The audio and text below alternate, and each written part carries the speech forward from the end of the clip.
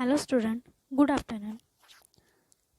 Today we are going to learn part 4 from fourth topic, molecular basis of inheritance, and this is the last lecture of this fourth topic.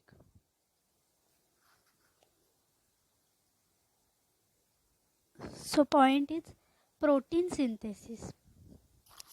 In that first, central dogma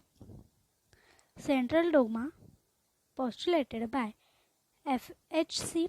Crick in 1958. त्याच्यामध्ये त्यांनी काय सांगितलं की जो DNA असतो त्या DNAचं transcription होतं, म्हणजे प्रोसेस होते आणि त्याच्यानंतर mRNA तयार होतो आणि mRNAचं ट्रान्सलेशन होऊन पॉलीपेप्टाइड प्रोटीन्स जे असतात ते तयार होतात. In eukaryotes DNA transcription takes place in nucleus and translation occurs in cytoplasm. In prokaryotes, both the process occurs in cytoplasm. तर जे यूकॅरियोट्समध्ये काय असतं, सेल जी असते ती वेल डेव्हलप असते, तर त्यांच्यामध्ये जे ट्रान्स्क्रिप्शन असतं म्हणजे DNA थ्रू mRNAमध्ये कन्वर्जन होतं, त्याचं कुठल्या प्लेसमध्ये होत असेल सेलच्या, तर न्यूक्लियसमध्ये होतं. आणि जे ट्रान्सलेशन असतं म्हणजे mRNA पासून प्रोटीन तयार होतं ते सायटोप्लाझममध्ये होतं. आणि जे प्रोकॅरियोटिक सेल असतात त्याच्या दोन्ही प्रोसेस सायटोप्लाझममध्येच होतात. Central dogma in retroviruses, Temin and Baltimore in 1970.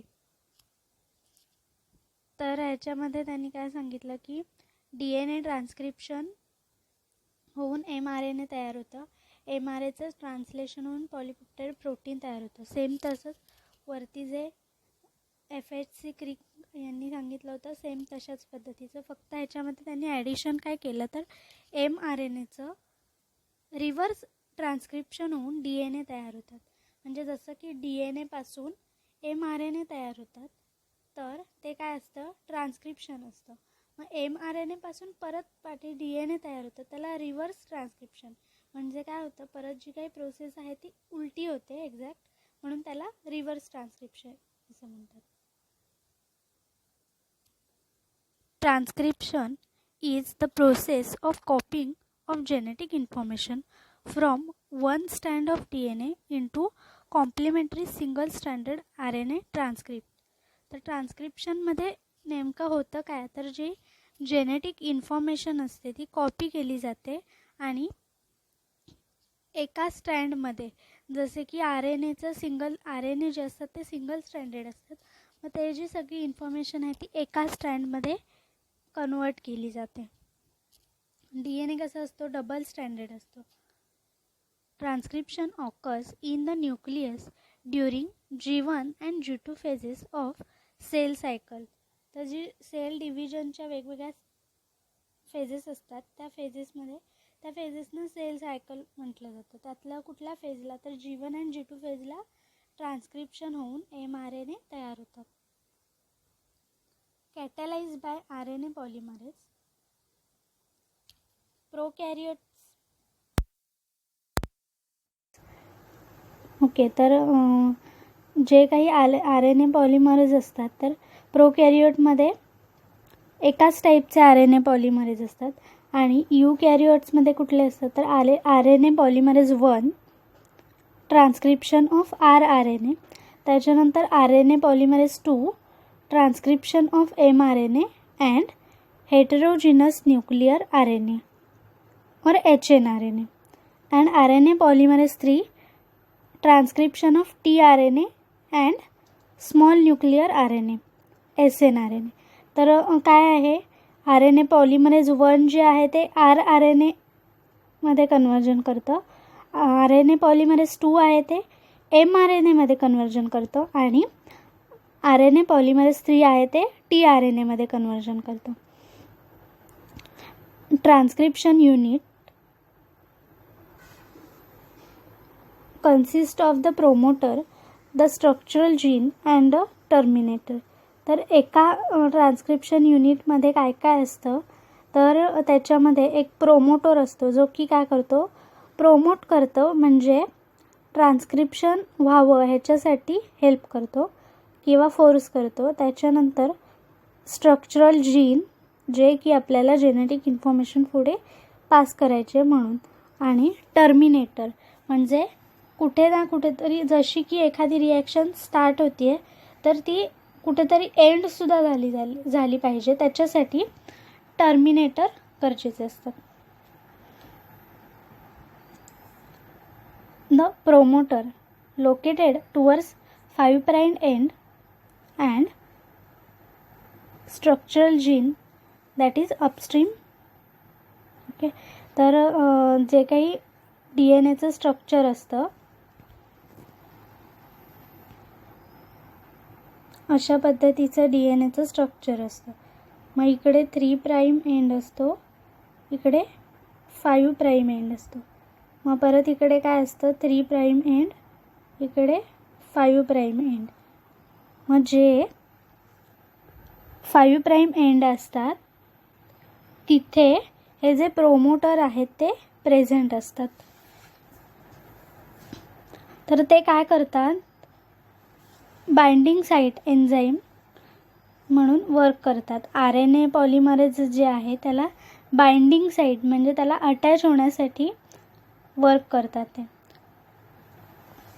Structural gene template strand DNA strand having 3' to 5' polarity. तर जी पोलॅरिटी असते ती कशी असते, 3' to 5' असं असतं त्यांचं. Sense strand the other strand of DNA having 5' to 3' polarity. तर जसं की मी आत्ता डायग्राम दाखवली,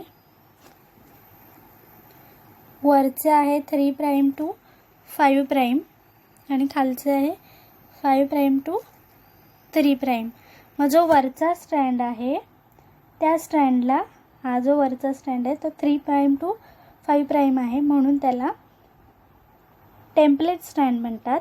आणि जो खालचा स्ट्रँड आहे तो सेन्स स्ट्रँड आहे. म्हणजे कसं त्याची जी स्ट्रक्चर आहे ते 5' to 3' असं आहे. Next the terminator located at 3' end of coding strand that is downstream defines the end of. Next है processing of hnRNA. Primary transcript or hnRNA is non-functional and contains both exon and intron. तर जे hnRNA आहेत त्यांना काय primary transcript असं सुद्धा म्हणतात. आणि त्यांच्यावरती एक्झॉन आणि एंट्रॉन्स असतात. एंट्रॉन्स म्हणजे जे DNA बाहेरच्या साईडला असणार आहेत आणि एंट्रॉन्स म्हणजे आतल्या साईडला असणारे जे काही RNA आहेत ते. Processing of hnRNA result in function of mRNA. तर hnRNAचं प्रोसेसिंग होऊन फंक्शनल mRNA सिंथेसाइज होतो. hnRNA undergoes capping, tailing and splicing. First capping, methylated guanosine triphosphate is added to 5' end of hnRNA. तर फर्स्ट काय केलं जातं, कॅपिंगमध्ये मिथायलेटेड गॉनोसाइन ट्रायफॉस्फेट हे जे आहे ते 5' एंडला ॲड केलं जातं. त्याच्यानंतर tailing, polyadenylation takes place at 3' end. तर काय केलं जातं, 3' एंडला पॉलीॲडिनिल हे जे कंपाऊंड आहे ते तिथे ॲड केलं जातं. तर त्याला टेलिंग म्हटलं गेलं, म्हणजे लास्टला ॲड करतात म्हणून त्याला टेल जॉईन झाले असं. त्याच्यानंतर काय तर स्प्लायसिंग, रिमूव्हल ऑफ एंट्रॉन. तर जे मध्ये असणारे एंट्रॉन्स आहेत त्यांना रिमूव्ह करून जॉईंट केलं जातं, तर त्याला स्प्लायसिंग म्हटलं गेलं. DNA ligase joins exon in definite sequences. तर DNA लायगेज जे आहे ते काय करतात, जे एक्झॉन्स आहेत त्यांना पेस्ट करतात किंवा त्यांना एकमेकांना चिकटतात ते. The fully process HNRNA is called mRNA. तर जो HNRNAची पूर्ण प्रोसेस होते तर त्याच्यानंतर mRNA तयार होतो. Characteristics of genetic code. Triplet code, codon sequence of 3 consecutive nucleotide specifies one particular amino acid. तर ट्रिपलेट कोड म्हणजे काय असतो तर 3 वेगवेगळ्या अमिनो ॲसिडपासून तयार झालेले जो एक प्रोटीन असतो त्याला ट्रिपलेट कोड असं म्हणतात. Polarity. Genetic code is always read in 5' to 3' direction. Okay, तर नेहमी रीड करताना कसं केलं जातं रीड, तर आता हा जो आहे तर 5' to 3' आणि त्याच्यामुळे खालती काय येणार आहे 3च्या इथे 5 येणार आणि 5च्या इथे 3 येणार. पण रीड करताना कसं करायचं असतं 5' to 3'. Non overlapping code. Each single nucleotide is a part of only one codon. तर एक न्यूक्लिओटाईड हा एका कोडॉनसाठीच तयार झालेला असतो. म्हणजे जे ATGC जे आहेत ते एका कोडॉनसाठीच कंबाईन होतात. Commaless. There is a no gap between successive codon. तर जे काही कोडॉन्स लिहिले जातात तर ते कसे असतात AUG, GGG, ACT अशा पद्धतीचे कोडॉन असतात आणि ते तिन्ही जे पेप्टाइड्स आहेत न्यूक्लिओटाईड आहेत ते एकत्रच लिहिले जातात. आता ACT असं लिहिलं आहे, GGG लिहिलं आहे तर त्याला कॉमा देत नाहीत किंवा त्याला फुल स्टॉप वगैरे देत नाहीत, तर पूर्ण लिहिताना सलग लिहिले जातात. Universal code. In all living organism the specific codon specifies same amino acid. For example codon AUG always specifies amino acid methionine. तर प्रत्येक जे कोडॉन आहेत जसं की इथे AUG, जसं की इथे आपल्याला AUG दाखवलं आहे तर तो जो AUG आहे हा कोडॉन पर्टिक्युलर अमिनो ॲसिडसाठी आहे. म्हणजे मिथिओनिन जे अमिनो ॲसिड ते शो करण्यासाठी AUG दाखवलं जातं. तसंच प्रत्येक अमिनो ॲसिडसाठी हा जो कोडॉन सिक्वेन्स आहे तो पर्टिक्युलर ठरलेला असतो. Non-ambiguous code. Each codon specifies a particular amino acid. तर जसं की मी आता म्हटलं की काय प्रत्येक जो कोडॉन असतो त्याचं पर्टिक्युलर अमिनो ॲसिडचं नेम असतं त्याला. म्हणजे प्रत्येक अमिनो ॲसिडचे कोडॉन ठरलेले असतात. Initiation codon. AUG codes for amino acid methionine. तर इनिशिएशन म्हणजे काय तर तिथून जी काही प्रोसेस असेल ती स्टार्ट होते तर त्याच्यासाठी AUG कोडॉन आहे तो यूज होतो आणि तो कोणत्या ॲसिडचा आहे तर कुठल्या अमिनो ॲसिडचा आहे तर methionine. Termination codon. UAA, UAG and UGA. They do not code for any amino acid. They stop the process of elongation of polypeptide chain. तर हे जे 3 कोडॉन आहेत UAA, UAG and UGA हे जे 3 कोडॉन आहेत ते कुठल्याही अमिनो ॲसिडचं नाव नाही आहे त्यांना. त्याच्यामुळे ते काय आहे तर स्टॉप कोडॉन आहेत. मग ते जेव्हा बाइंड होतील तर तिथे पूर्णपणे रिॲक्शन प्रोसेस जी काय असेल ती स्टॉप होते. Codon. A triplet of nucleotide present on DNA that codes for specific amino acid. For example AUG is codon. Okay. नंतर अँटीकोडॉन.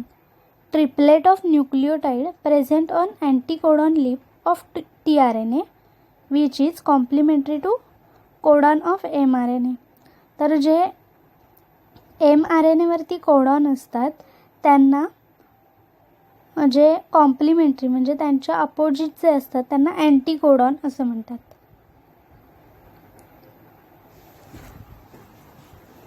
Mutation recombination. म्युटेशनमध्ये काय होतं तर सडनली जो DNA असतो त्याच्यावरती काही ना काहीतरी वेगवेगळ्या चेंजेस होतात. A sudden heritable change in the DNA sequence that result in the change of genotype. तर जो DNAचा सिक्वेन्स आहे त्याच्यामध्ये सडनली चेंज होतात आणि त्याच्यामुळे काय होणार आहे जिनोटाईपमध्ये सुद्धा चेंज होणार आणि त्याच्याने कॅरेक्टर जे असणार आहेत ते चेंज होणार. Mutation and recombination is raw material for evolution as it generate variation. तर जसं की इव्हॉल्युशन होत गेलं आहे आणि काय झालं आहे तर एकदम पूर्वी जेव्हा पृथ्वी तयार झाली तेव्हा वेगवेगळे ऑर्गॅनिझम्स होते. त्याच्यानंतर पुढे वेगवेगळे ऑर्गॅनिझम्स तयार होत गेले. तर ते कसे काय झाले तर त्यांच्यामध्ये म्युटेशन होऊन म्हणजे त्यांच्या DNA सिक्वेन्समध्ये सडन चेंज होऊन त्याच्यानंतर त्यांच्यामध्ये रिकॉम्बिनेशन झालं म्हणजे नवीन वेगवेगळे कॅरेक्टर्स ॲड झाले आणि त्याच्यामुळे काय झालं तर वेगवेगळ्या व्हेरिएशन्सचे ऑर्गॅनिझम जे असतील ते तयार होत गेले. Types of mutation. Chromosomal mutation, loss और deletion or gain, that is insertion or duplication of a segment of DNA result in alteration in the chromosome. तर क्रोमोझोमल म्युटेशनमध्ये काय होतं तर जे काही DNAचा सेगमेंट आहे तो एकतर काय होतो लॉस होतो म्हणजे मधलाच सेगमेंट डिलीट होतो किंवा तिथे नवीन सेगमेंट ॲड होतो इन्सर्ट होतो. तर मग त्याच्यामुळे काय होतं जे काही क्रोमोझोम आहे त्याच्यावरती चेंजेस होतात म्हणून त्याला क्रोमोझोमल म्युटेशन असं म्हणतात. त्याच्यानंतर सेकंड आहे point mutation. Point mutation involve change in a single base pair of DNA. For example mutation that result in sickle cell anaemia. तर ह्या म्युटेशनमुळे काय होतं तर एखादाच पॉईंट फक्त डिलीट होऊन जातो किंवा चेंज होतो. जसं की क्रोमोझोमल म्युटेशनमध्ये काय होतं तर DNAमधला सिक्वेन्सचा पार्ट डिलीट होत होता पण इथे काय फक्त एक पॉईंटचा चेंज होतो. डिलिशन और insertion of base pair of DNA. It causes frameshift mutation और डिलिशन म्युटेशन. तर मग काय वेळेला काय होतं तर पूर्णच डिलिशन होऊन जे काही चेंजेस असतील ते पूर्णपणे होतात. tRNA, the adapter molecule.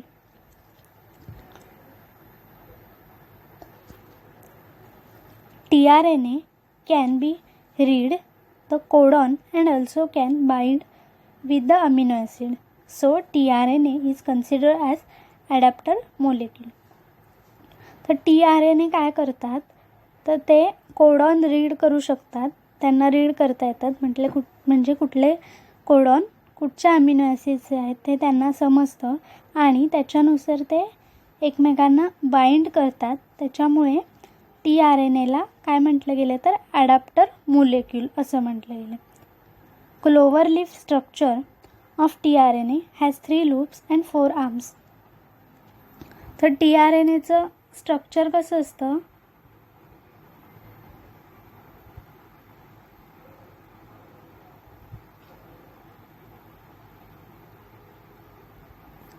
अशा पद्धतीचं स्ट्रक्चर असतं आणि त्यांना काय आहेत तर हा एक आर्म हा एक आर्म हा एक आर्म आणि हा एक आर्म असे 4 आर्म्स प्रेझेंट असतात. ओके आणि 3 लूप्स असतात. हे जे 3 लूप आहेत 1 2 3 हे 3 लूप प्रेझेंट असतात.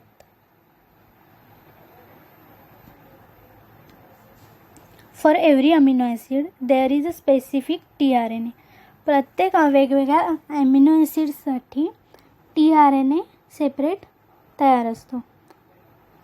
Initiator tRNA is specific for methionine. तर जो इनिशिएटर tRNA आहे तो मिथिओनिनसाठी स्पेसिफिक आहे. There are no tRNAs for stop codon. तर जे स्टॉप कोडॉन आहेत त्यांच्यासाठी कुठल्याही प्रकारचे tRNA प्रेझेंट नसतात. In the actual structure the tRNA molecule looks like inverted L 3-dimensional structure. तर जे काही स्ट्रक्चर आहे tRNAचं तर ते जसं आता आपण डायग्राम काढताना मी जशी डायग्राम काढली तसं असतं, पण ते दिसताना इन्व्हर्टेड L शेपमध्ये दिसतं. 3D लुक जे असतं ते तशा पद्धतीने दिसतं.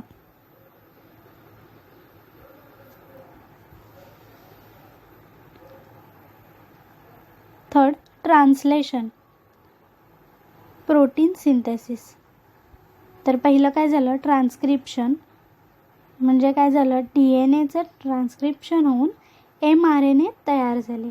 आता mRNAचं ट्रान्सलेशन होऊन प्रोटीन सिंथेसिस तयार झालं किंवा प्रोटीन तयार झाले. Translation is the process in which sequence of codon or mRNA is decoded and accordingly amino acids are added in specific sequence to form a polypeptide or on ribosome.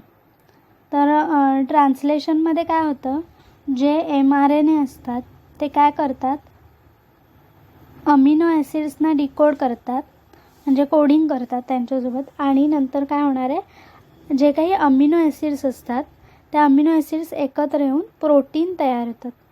It requires 20 different amino acid, mRNA, tRNA, ribosome, adenosine triphosphate ATP, Mg++ ion, enzyme, elongation, translocation and release factor. तर amino acids 20 different टाईप्सचे amino acids लागतात. त्याच्यानंतर mRNA गरजेचा असतो ट्रान्सलेशनसाठी. Same tRNAसुद्धा गरजेचा असतो. का तर tRNA काय करतात, आत्ता आपण बघितलं तसं की जे अमिनो ॲसिड्स आहेत त्यांना बाइंड करतात. स्पेसिफिकली जे कुठचे अमिनो ॲसिड्स आहेत ते ओळखून त्यांना बाइंड करतात. Translation involve first activation of amino acid and formation of AA-tRNA complex. ट्रान्सलेशनमध्ये काय होतं, तर जे अमिनो ॲसिड आहेत ते ॲक्टिव्ह होतात आणि amino acid tRNA complex form होतं. Formation of polypeptide chain, initiation, elongation, termination. मग अमिनो ॲसिड आणि tRNAचं कॉम्प्लेक्स स्ट्रक्चर फॉर्म झाल्यानंतर तिथे पॉलिपेप्टाइड चेन फॉर्म होते. तर त्याच्यासाठी 3 प्रोसेस असतात.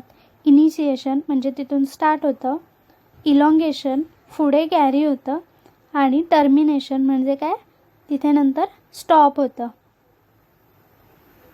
ओके, तर हे काय झालं, translation, that is protein synthesis.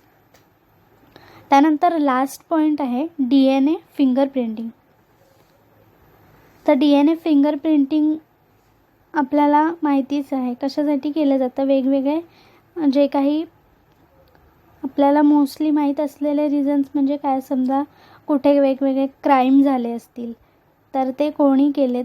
आता तिथे काय केलं जातं, समजा तिथले कुठल्याही वस्तू असतील तर तिथे हाताचे ठसे असतात, तर त्याच्यावरून आपण चेक करू शकतो की हे कोणाचे आहेत. त्या DNAचा स्टडी करून कोणाचे जे काही फुटप्रिंट्स असतील ते चेक करू शकतो. किंवा समजा हेअरचा पीस पडला असेल तर त्याच्यावरून समजू शकतो. ओके, नाहीतर मग काही वेळेला काय केले जातात, जे काही पॅरेंट्स असतात ते काय करतात, त्यांच्या चाइल्ड्सना कुठे ना कुठेतरी टाकून देतात. मग ते नेमकं कोणाचे चाइल्ड्स आहेत हे सुद्धा चेक करण्यासाठी DNA फिंगरप्रिंटिंग केलं जातं. Every individual have it's unique genetic makeup called its fingerprint. तर प्रत्येक इंडिव्हिज्युअलचे DNA फिंगरप्रिंटिंग हे युनिक असतात. ओके, समजा मी एखाद्या वस्तूला हात लावला आहे आणि त्याचा स्टडी केला DNA फिंगरप्रिंटिंग मध्ये चेक केलं तर त्याच्यावरती लगेच समजणार की मी इथे हात लावला होता. कारण का तर जे काही माझे फिंगरप्रिंट्स आहेत ते फक्त युनिक माझेच असणार आहेत, ते दुसऱ्या कोणाचे नसणार आहेत. तर दुसरं कोणी लावलं तर तिथे ते माझे आहेत असं नाही दाखवणार. Reasons for uniqueness of fingerprint. तर कुठले रिझन्स आहेत त्याच्यामुळे जे फिंगरप्रिंट्स आहेत त्यांना युनिकनेस आलेला आहे. Recombination of parental and paternal and maternal gene because of which we are differ from our parents. तर फर्स्ट काय झालेलं असतं तर फादर आणि मदरचं रिकॉम्बिनेशन होऊन जे जीन्स असतील ते आपल्यामध्ये आलेले असतात. म्हणजे फादरचे जीन वेगळे असतात, मदरचे जीन वेगळे असतात आणि ते दोन्ही एकत्र येऊन त्याच्यापासून रिकॉम्बिनेशन झालेलं असतं. म्हणजे काय तर दोन्ही जीनमधले थोडे थोडे कॅरेक्टर्स एकत्र येऊन नवीन जीन तयार झालेलं असतं. त्याच्यामुळे काय होतं तर आपण पॅरेंट्सपेक्षा थोडेसे वेगळे दिसतो. Infrequent mutation that occurs during gamete formation. तर जे गॅमेट फॉर्मेशन होतं, जे सेल डिव्हिजन होतं, एम्ब्रियो तयार होतो, तेव्हा इनफ्रिक्वेंट म्युटेशन्स होऊन थोडेफार चेंजेस होतात आणि त्याच्यामुळे काय होतं तर आपण आपल्या पॅरेंट्सपेक्षा थोडे डिफरंट असतो. आपले जे काही फिंगरप्रिंट्स असतील ते युनिक होतात. The DNA profiling or DNA fingerprinting technique identifies a person with the help of DNA restriction analysis. तर DNA प्रोफाइलिंग किंवा DNA फिंगरप्रिंटिंग टेक्निकने आपण जे काही वेगवेगळे पर्सन्स असतील ते आयडेंटिफाय करू शकतो. म्हणजे जसं की कुठे क्राईम झाला असेल किंवा अजून काही वेगवेगळे रिझन्स असतील तर ते आपल्याला इझिली तिथे डिटेक्ट होतात. It is based on identification of nucleotide sequence present in DNA. तर हे कशावरती बेस असतं तर जो DNAचा सिक्वेन्स असतो, DNAवरती असणारा न्यूक्लियोटाइड सिक्वेन्स असतो. म्हणजे आता हा DNA आहे,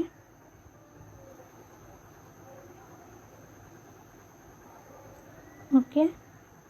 तर ह्या DNAवरती हा जो सिक्वेन्स प्रेझेंट असतो AGGCA,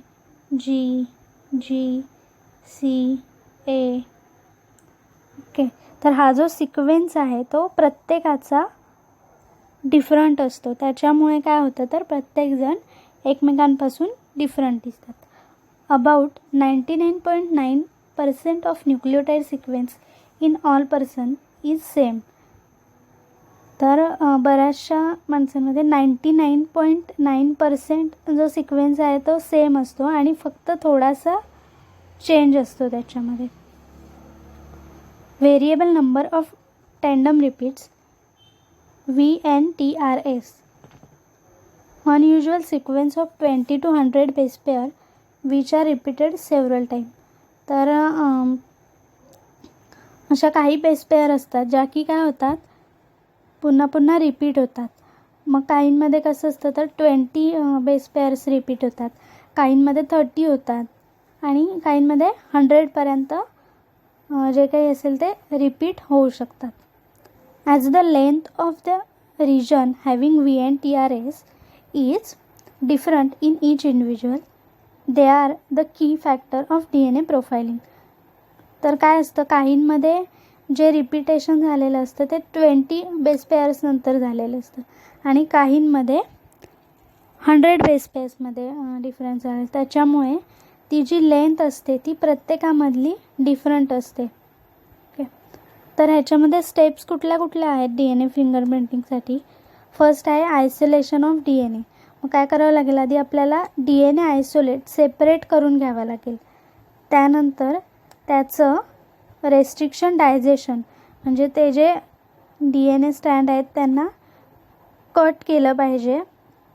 नंतर जेल इलेक्ट्रोफोरेसिसमध्ये जे अगारोट जेल असतं त्याच्यावरती हे जे DNA असतात ते रन केले जातात. DNAचं जे सॅम्पल असतं ते रन करून आपण बघू शकतो की किती प्रमाणे हे जे DNA आहेत त्यांचं स्ट्रक्चर केवढं लांब आहे आणि कशा पद्धतीने तयार झालेत. त्यानंतर सदन ब्लॉटिंग, एक ब्लॉटिंगची टेक्निक आहे. त्याच्यामध्ये काय केलं जातं तर पेपरवरती हे जे DNA सिक्वेन्स चेंज झालेले असणारे जेलवरती, ते जेल जे असणार आहे ते पेपरवरती ठेवलं जातं पर्टिक्युलर पेपरवर, आणि नंतर ते सेपरेट केले जातात DNA. Selection of DNA probe. तर DNA प्रोब म्हणजे काय असतं तर एक कॉम्प्लिमेंटरी DNA असतो, तो जाऊन तिथल्या ज्या पेपरवरती असणाऱ्या DNAला बाइंड होतो. तर ते प्रोब आधी आपल्याला सिलेक्ट करून घ्यावे लागतात.